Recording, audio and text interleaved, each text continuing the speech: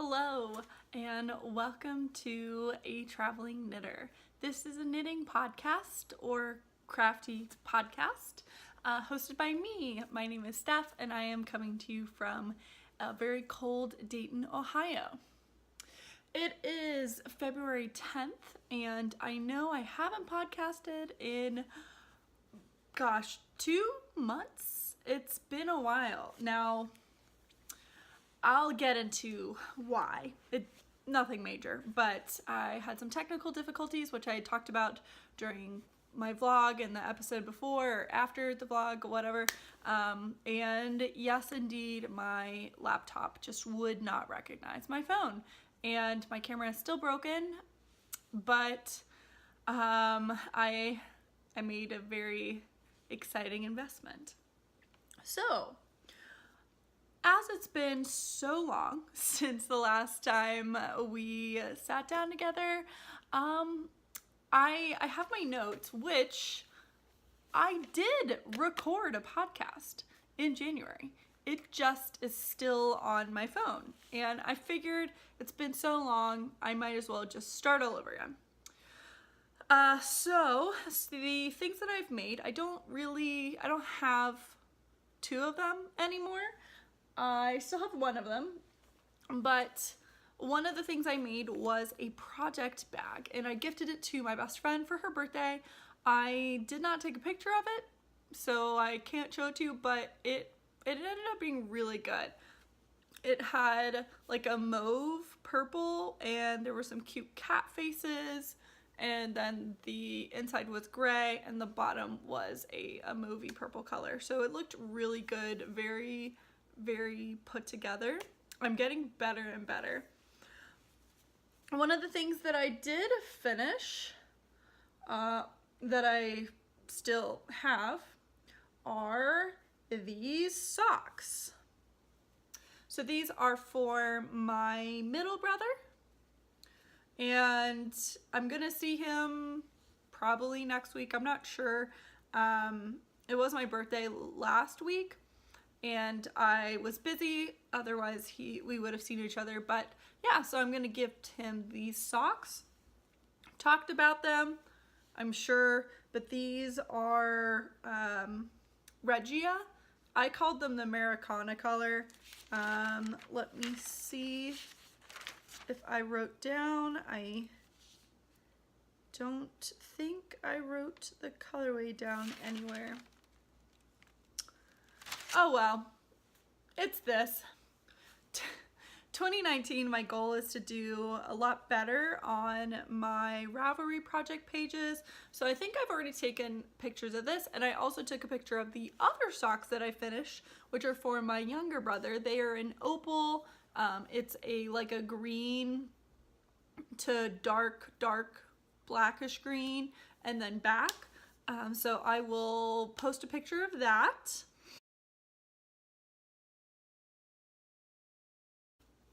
These were knit the exact same way, both for my brothers. I believe I did a 64 stitch. I did 20 rounds of 2x2 rib. And then I did an Eye of Partridge heel, which is honestly just my favorite heel because it looks beautiful. Oh. And then a rounded toe, I guess, or standard toe, and I did it for that, and for the other sock that you are not seeing. So these just need their ends woven in on the, I think I already wove the ends in on the toes, so I think it's just the cuffs that need the ends woven in, but I feel pretty good about that. I mean, I felt good about those in the first week of January when I finished them. So, and I still have them. That's okay.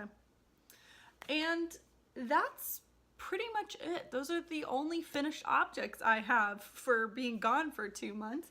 I have definitely been really kicking it in gear with reading, and I've been doing a lot of traveling.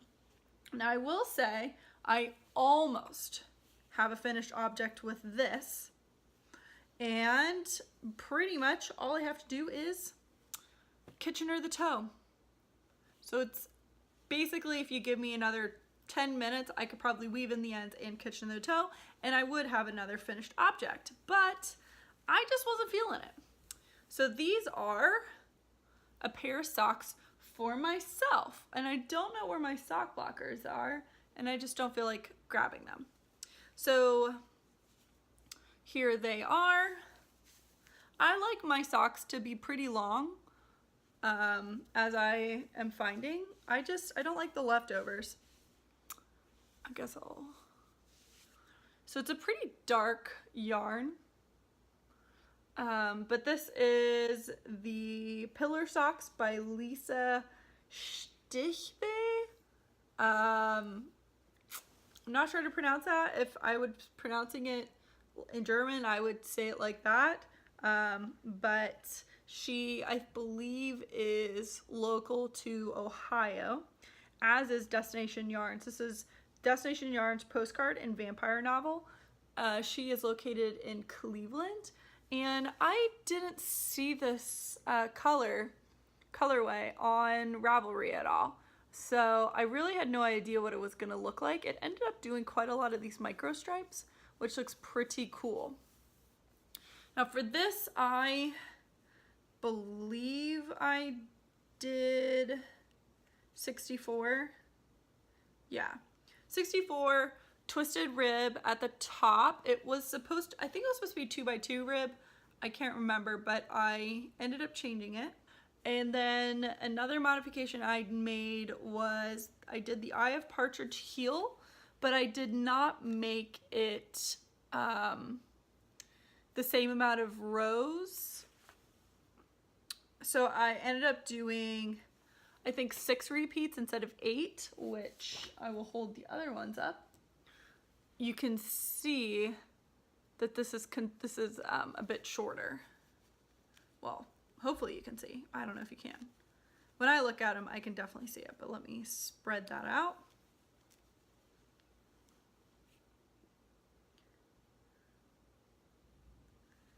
Start here. We'll start up here. So you can see I have the heels matching, and these ones are a bit longer. So there's 4 more rows on this side. Yep. I really like these. I'm hoping that they fit. As I say with every single pair of my socks, I think what I'm finding is that I just need to knit them smaller and then just deal and just make this as stretchy as possible. But the ones that I am, like my ones that I made last year, I'm finding that they're all now too loose. So, which isn't a big deal. They can fit over my jeans, but that's not what I had planned most of those socks to be. Yeah, so it's got this pillar detail going up the side, which was very easy to memorize. I have quite a bit left of the yarn. I haven't weighed it, but I have this much, so I would say 30 grams, 35, something like that. There's quite a bit left. And I knit those on my 9-inch circulars, size 1. And when I get to the heels, I just knit with double points as well as with the toes. Another work in progress, and I have it inside my fringe field bag. This is my Newsprint cowl by Purl Soho. So it looks a little messy on the needles, but there it is. And what's interesting about this is you knit it inside out. And the reason why you do that is so that you can knit the whole time instead of purling. And because the purl side is what's going to be facing outward. So the purl side is the right side. So, but instead of having to knit an entire cowl purling, you just can knit the whole time. So I'm really enjoying this because it's so mindless and the yarn is so soft. I really can't wait for this to be done because this is going to be just so beautiful, such a classic piece. The yarn that I'm using is from Purl Soho. It is line weight heather in the wheat flour and kiln red. Just so pretty. If you go onto Ravelry or if you go onto Instagram and look at Newsprint Cowl by Purl Soho, you will find that most people did the white and black, but I just fell in love with this color right here, the kiln red, that I thought, you know, I'm gonna be different and I'm gonna do these two.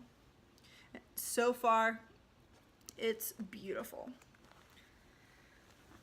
I am knitting those on Addy lace in the 3.5.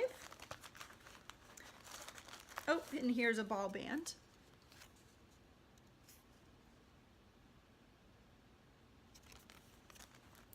These Addies I purchased when I went to Germany over the summer, and I think they were under 10 euros. It's nice. I used to love bamboo needles, and now I'm definitely a metal needle person, and I've always been a circular needle fan.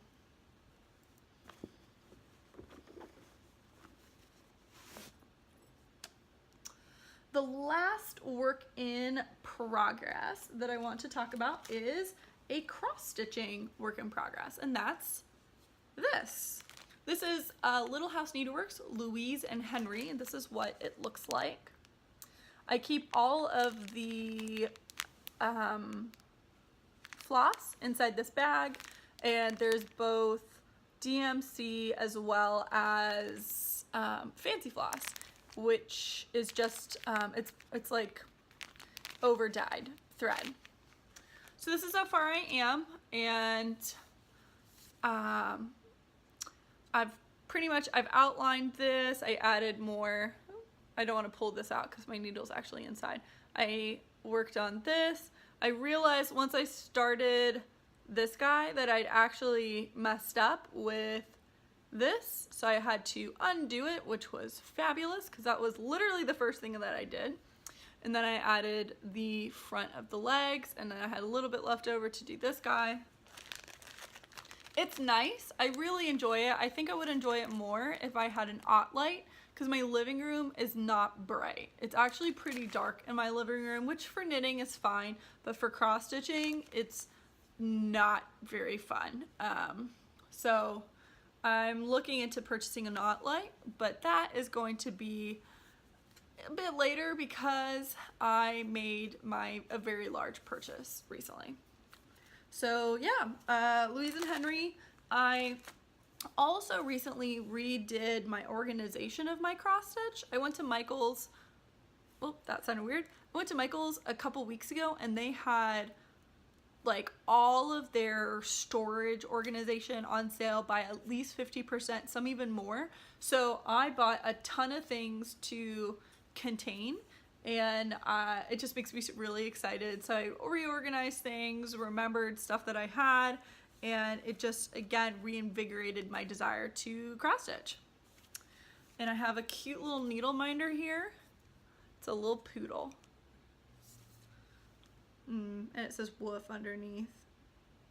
I like the pattern of it too.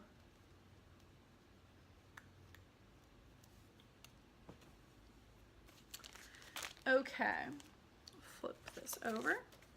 Let's take a little tea break. Or I will, not you.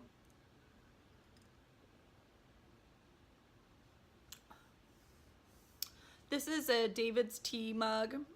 I have a million mugs. I don't need more, but they just always find their way into my life.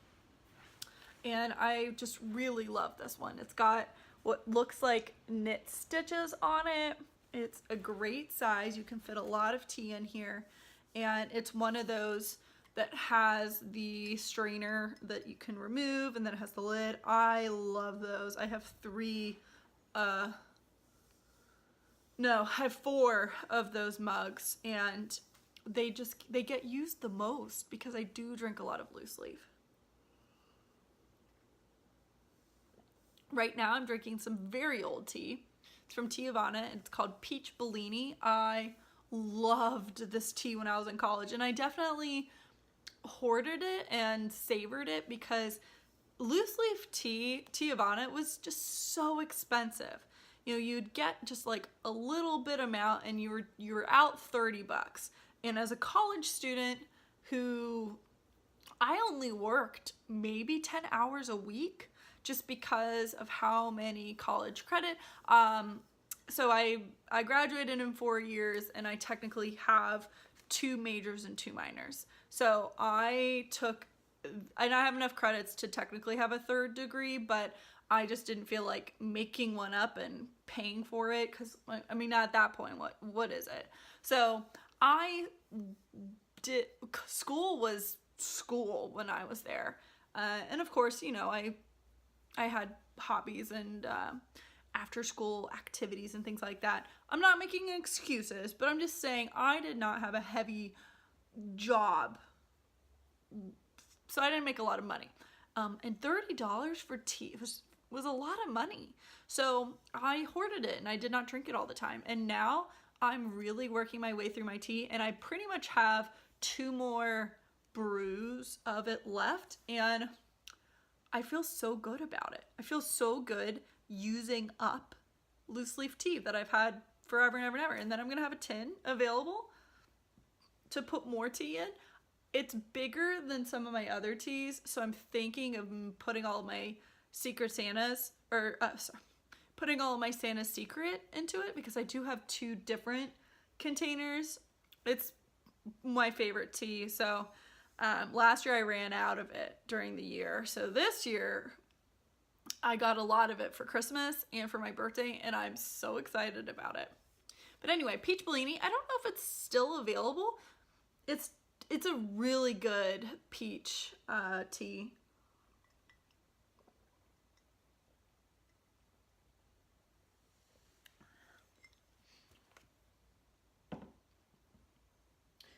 It has a bit of like a peach cream to it, like a creamsicle flavor. So for On the Horizon, which is the next section, I don't really have anything official. I was watching Amber of the Yarn Hoarder podcast, and she talked about her like organization plans for how she's going to keep track of what she's going to knit from stash. And she bought a bunch of totes, and each tote has a designated project, and every time she finishes one, she can choose from the 12 projects she already has ready to go, kitted up, established. And it's not like after she finishes one, now she has 11. She refills the tote she just finished so that she always has 12 to choose from. I love that idea, and I sort of do that with bags and things, but I'm not very strict on myself with that. So I'm really thinking of doing something like that, because I really, really, really want to get the yarn off of the floor. That has been my goal for 2 years now, is to knit through enough of my yarn to get it off the floor. Because currently I have, sorry for playing with my hair, it's like I have a lot of it, and then I don't want to push all of it behind my ear because like then gets a kink in it. Side rant. Yeah, so I have yarn on the floor, and it's more contained now because they're in totes and like big Rubbermaid boxes, but I would still love my yarn to pretty much just be in the wall unit. Now I'm thinking I need to get a second wall unit, which is just kind of insane. 2 wall units for my yarn, but if I had a second one, all the yarn would be off the floor. I know that. But do I really need that much yarn? No, the answer is no. I really need to get it contained to the one unit. But yeah, so I think that would really help me with planning, organize. I mean, there's even yarn right there. This is supposed to be decoration. This was never supposed to be a catch-all place. I need to clear that. Yeah, when you live alone and no one tells you that your shit's everywhere, this is what happens. You can't even see what's going on over there. That's the dining room. You can't eat on that table right now. But Smaug's Trove, we do have something. Isn't it amazing? So it was my birthday on February 1st, so 9 days ago. And I went on an install. So I went and worked in Chicago with one of my friends who is my coworker, and she gave this to me for Christmas. And it is gorgeous. I feel terrible because I can't remember which country she got it from, but I'm pretty positive it's not Peru, because she said that she was trying to get me alpaca from Peru, but then she forgot. So I'm pretty sure this is not Peru.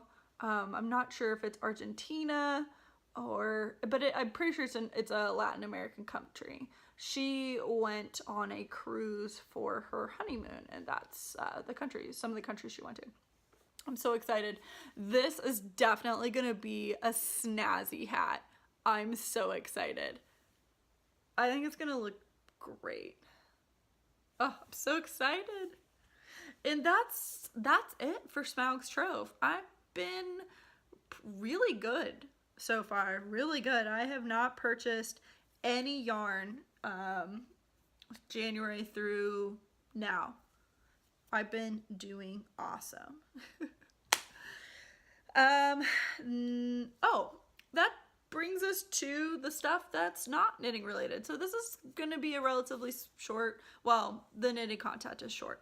So for a novel idea, I'm hoping I can get a picture of it up, but the book that I want to talk about is called By Felipe. I would look it up on my phone and tell you the author, but I am recording from my phone, so I cannot. But information will be either over here, or down there. By Felipe is a book that spawned from an Instagram account that is in existence, and I recommend all of you follow it. And it is pretty much just screenshots of people being nasty to women, and it really centers around like online dating. And so I have online dated. I really don't like it. I find it's not that it's stressful, but I find it to be very intrusive. So, and I go through phases with it where I will be, sorry, I keep looking, it snowed like 5 hours ago. And so now, I see it's very white outside, but then when anyone walks past, it's a dark blob, so it distracts me. But anyway, so I go through phases with online dating where I will be into it for about 2 weeks, and then I'm done for 8 months. And then I pop back onto for 2 to 3 weeks, and then I am done for another long hiatus. And the second time I was really, involved's not the right word, but more looking and swiping and whatever. And it was in the evening, and I was on my couch and just kind of like chatting to random people, and I put my phone down and I go start dinner, and then I take a shower, and then I come back and check my phone. And I mean, that's an hour of not checking my phone. And I look at, and one of the conversations, one of the guys just got so nasty. And I don't even remember, I like block it out, but he was saying I think he called me fat, and he probably called me a bitch. And all of it was because I did not respond. What? what are these people doing? Do they not have a life? I don't know. And at first it made me very surprised because I had no idea that was kind of a common reaction. I kind of was like, ooh, should I have like told him that I was gonna go make dinner and that I wasn't gonna be, you know, should I have said bye? Like, what? And I messaged my friend and he was like, no, just ignore him. Nothing. But I kind of dwelled on it for a couple days. Like, wow, he must be a really angry person. And then I kind of forgot about it. Fast forward to a week or two ago, and I found this book by Felipe, and I read it, and it was the exact same situation, where if you didn't respond to someone, or if you responded and you said you weren't interested, they just got nasty at you. And I had no idea that was a thing, but apparently it's pretty common. It was a very, very funny book. Just reading it, but it's sad that it's funny because there's no other reaction you can have. Otherwise you just kind of cry because this is a real person and they just want to be mean. And that's something that I keep saying to people, not necessarily about this topic, but just about things in general. Why are people so mean to each other? Just why? What does that benefit? Does it really benefit you? Because now you're just a mean person and people don't want to hang out with mean people or people that are mean all the time. But I really recommend you follow the Instagram, read the book. The book is so short. There are very large screenshots or screen grabs of conversations, so that takes up a good part of the book. You could get it done in a couple hours or, read a chapter a day kind of deal. But yeah, I recommend reading it. And at the end, there are additional websites you can go to, things for additional reading, as well as places if you need help or of someone who does need some help. So that was a novel idea. I had a different novel for the previous recorded session that didn't actually get posted, but this one's better, so this one took over. Since I've been gone for almost 2 months, my life as I see it section is going to be a bit longer, I think. In general, it's been cold. It has been frigid, and it is going to be snowing in about 10 more minutes. It'll start again. I had no idea it was supposed to snow today. I woke up, did a workout, went to Aldi to get some groceries, and then I come back and I look out the window, I don't know, after my groceries are put away, and it is snowing. So I would say we got maybe an inch or two of snow. I had no idea that was happening. We had the Arctic freeze, or Snowmageddon, or whatever people are calling them, and that was freezing. My parents are in Chicago, so I think it was -60 up there with wind chill. We only hit -29 with wind chill, but still, that's cold. Just really cold.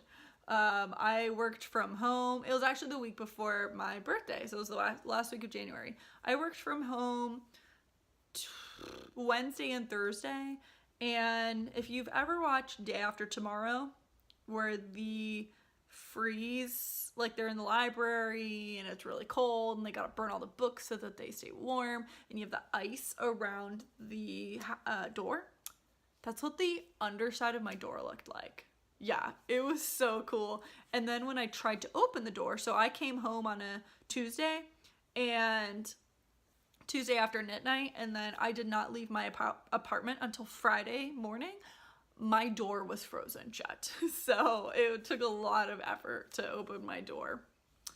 So that happened. There was lots of snow. It was freezing. In general, it's been a very, very cold winter here.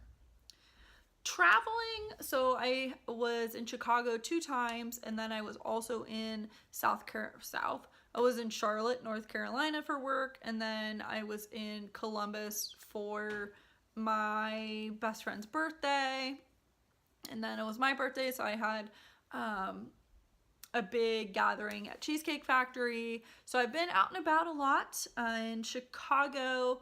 The first time was just a drive up, drive back the next day to just check up on a customer. Charlotte, that was a presentation for a large customer, and that was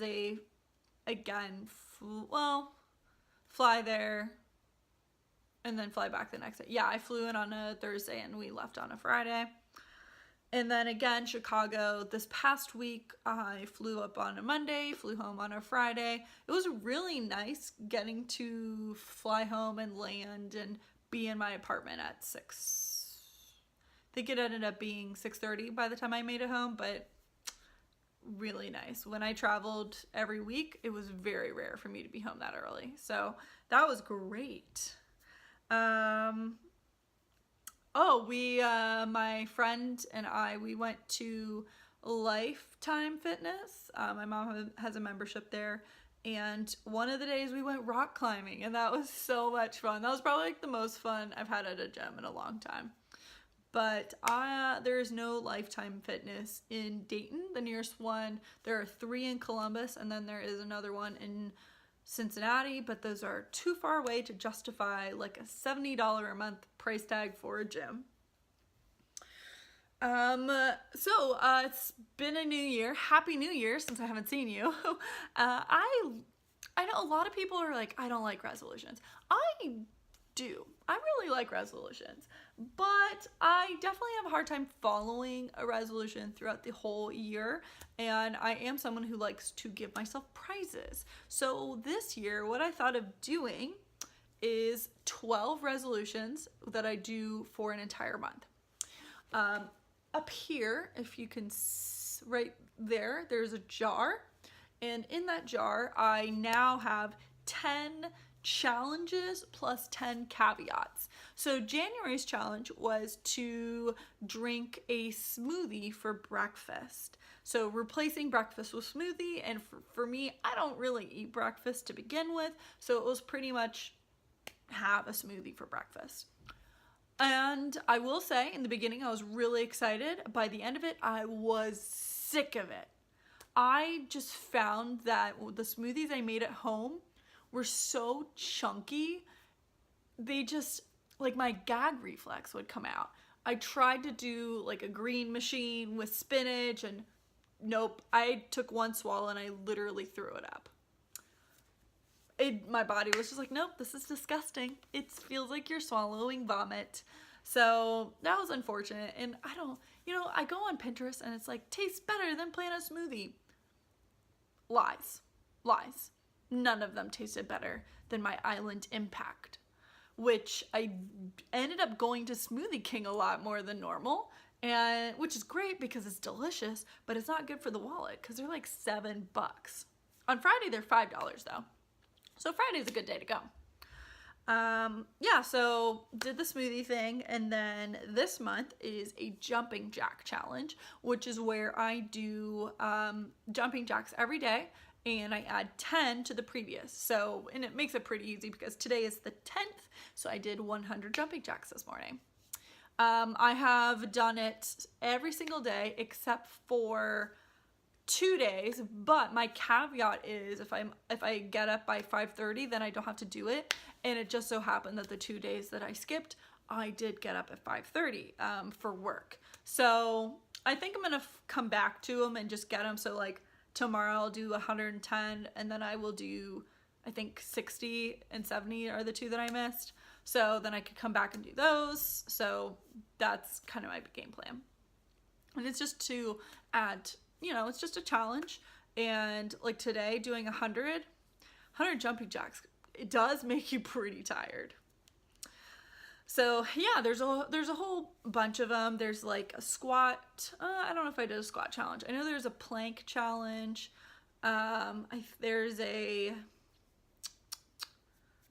Most of them are workout challenges, to be honest. And now I don't remember what I wrote in December, which I guess is good because now it's more exciting.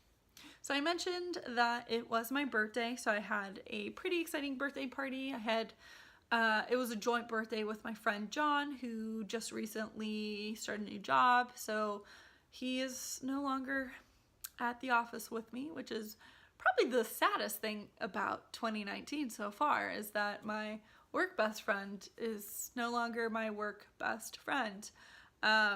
But I'm so happy for him that he's doing something different and better. So yeah, we had a joint birthday. We had a bunch of people go to Cheesecake Factory with us, and it was very nice. And my friends stayed the night. And yeah, so we did all that. And then when I went up to Chicago this week, I did like a birthday dinner with my parents, and yeah, it was a good birthday. Oh, at work on Friday, my cube was full of food. There was so much food. Everyone brought, I love pastries and stuff. I have a big sweet tooth. So I had a ton of sweet snacks in my cube, and my boss bought me some cheeses because everyone at work knows that I am a bit of a cheese snob. I love cheese, and I love good cheese. So she had bought me a couple, and that just made my day. That, you know, it's easy to get people cupcakes and stuff, but she got me cheese. That's pretty cool. Some other news. We had an apartment fire at my apartment. Nothing major, but I was in bed and all of a sudden the fire alarm goes off, and I'm thinking it's my neighbors above me, and then it just didn't turn off. So I'm like, okay. So I leave my bedroom, go into my living room, and then I'm like, oh my gosh, is it me? Because it was louder in my living room. And then I open the door and realize, no, it's in the hall, it's outside.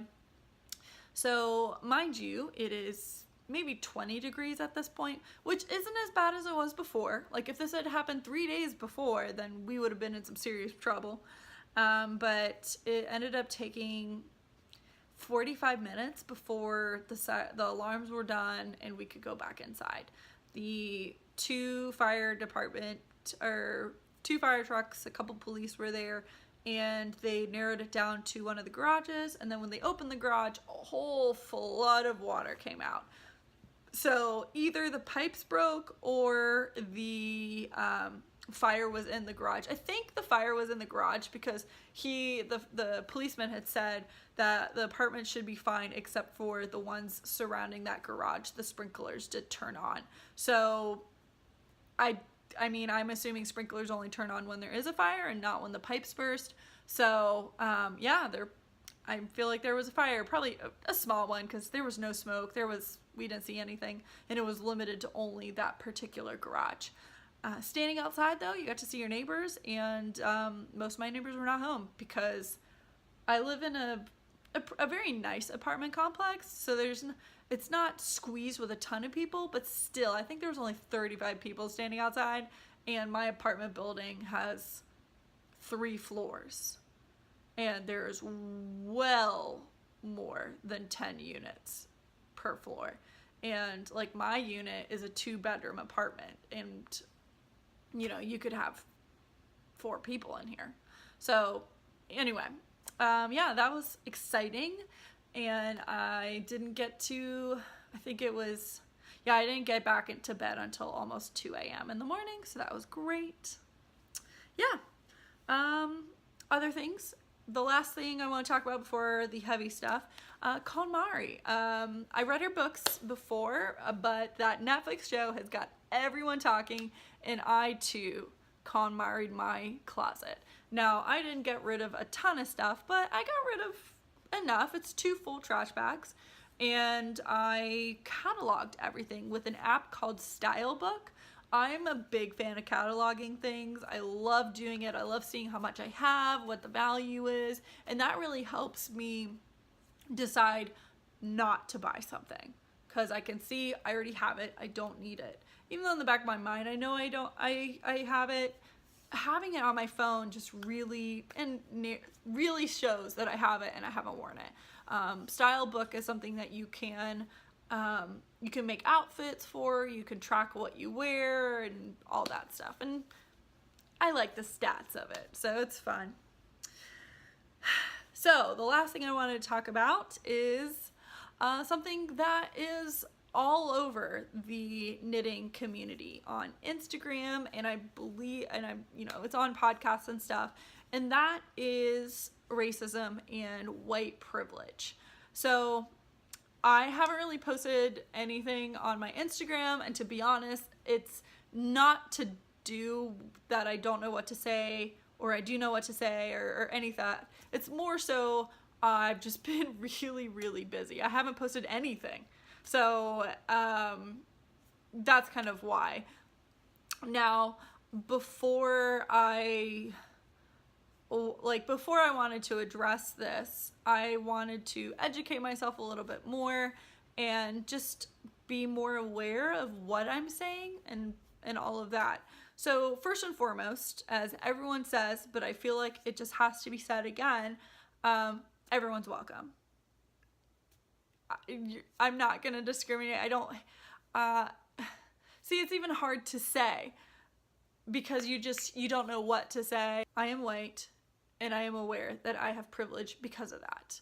I went to college and I have never really had to deal with any sort of real discrimination.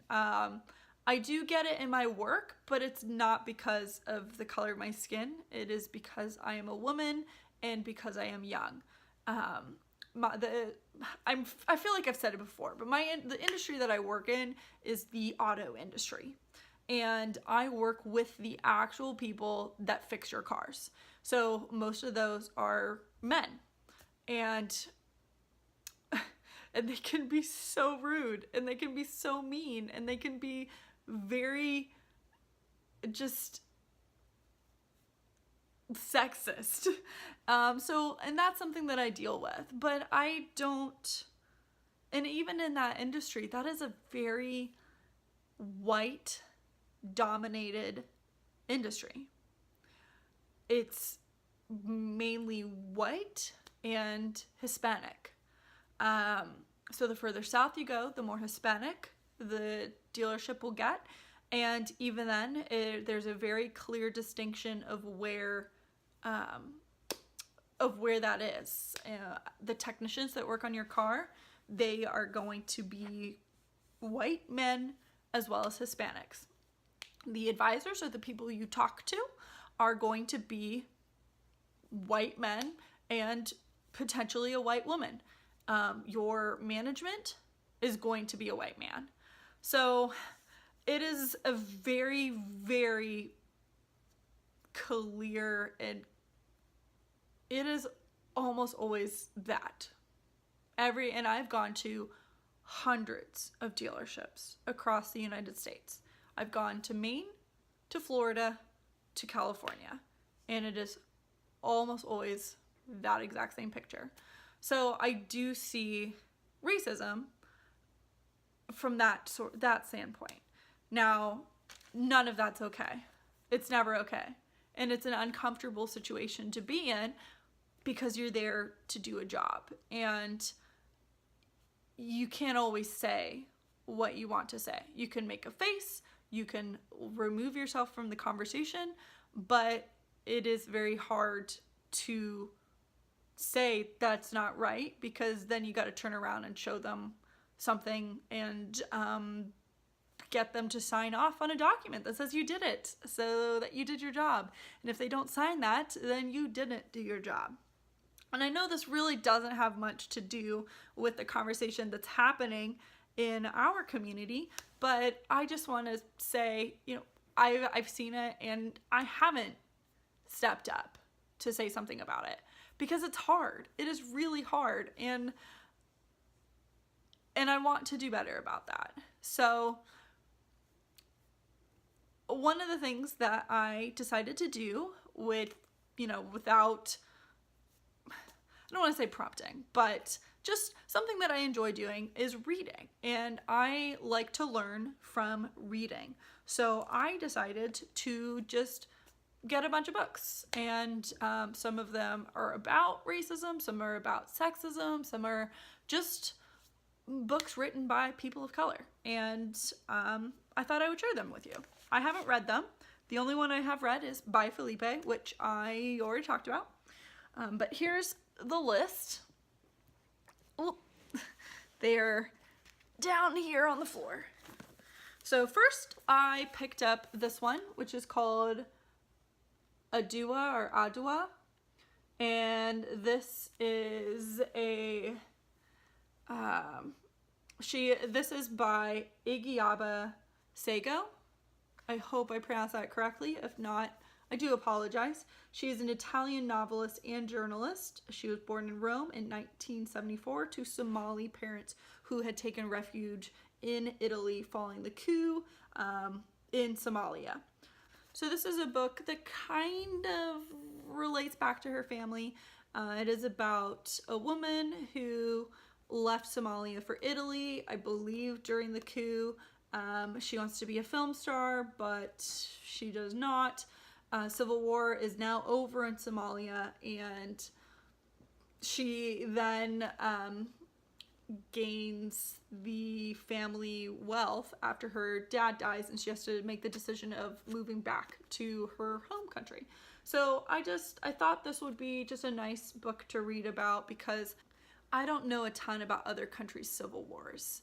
I know about France, I know about America, and those are predominantly white countries. So I just thought this would be an interesting book to read. It looks fairly short, and yeah, I thought it would just bring a nice perspective. Then I grabbed this one, Nevertheless We Persisted, the 48 Voices of Defiance, Strength, and Courage, forward by Senator Amy Klobuchar, and a portion of the proceeds from the sale of this book will benefit girls right now. And this is just a bunch of stories about resisting. And I thought that this would just be really good to read. And I found this book actually in the YA section. So these are the contributors to the book. Hopefully you can slightly read some of them. Then another book I picked up is Speak No Evil, a novel by, almost dropped it, Uzodinma, Iweala, and it looks like this.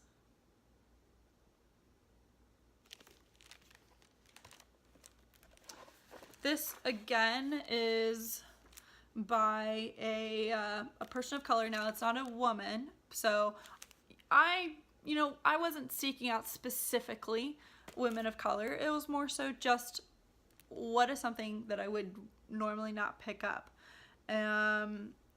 Where's he from? So he's a graduate of Harvard and Columbia University and lives in New York City and Nigeria. And he's won quite a lot of awards. This book is about a man named Nero who is gay, which is a terrible sin to his conservative Nigerian parents. So basically his parents find out about it, and the aftermath of that is not lovely. So I thought this would be also another interesting book to read. Just again, it's a coming of age story with a different sort of background.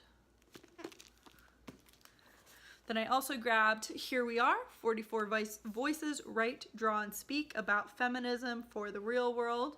And again, you have a list of the people that are involved with it. And this one is, you can tell this is definitely geared towards a younger audience because you've got, graphics like that. And you know, just the styling of the washi tape is always nice. And then lastly, How I Resist, Activism and Hope for a New Generation, edited by Maureen Johnson, who is a YA author. And you've got a list of names, again, of who is involved, which there are, I'm not sure. No, okay. So I was going to say, I don't think they're all authors, but I am recognizing quite a few, because you have Saba Tahir, Jodi Picoult, and of course, you know, Maureen Johnson, but that's what this guy looks like. And this one's interesting because it's not just stories. There are interviews, there are comics, and where did it go? There's also music, which is called When, which is interesting.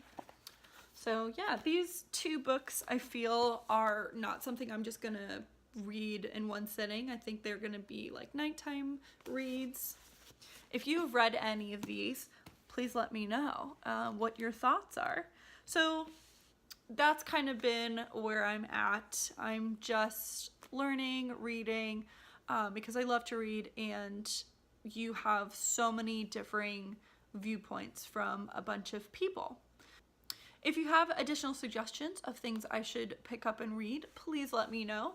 I have been taking a look at some of the things that were being recommended by other podcasters and Instagrammers, but if you have something that you feel has not been mentioned, let me know. You can either leave a comment below or just directly message me on Instagram. My Instagram is a traveling knitter podcast, which you're gonna see that there is a logo now.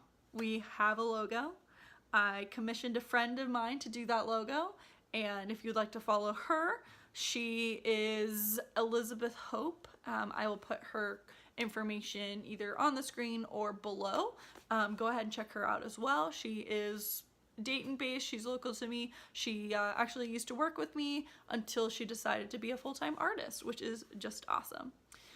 So yeah, I think that's really all I wanted to say for this episode. It ended up, I guess, being relatively long now that we're almost at an hour, but I thought that it needed to be said that everyone is welcome in this very small space, and that I hope everyone has a good day, and that you speak up if you see something wrong.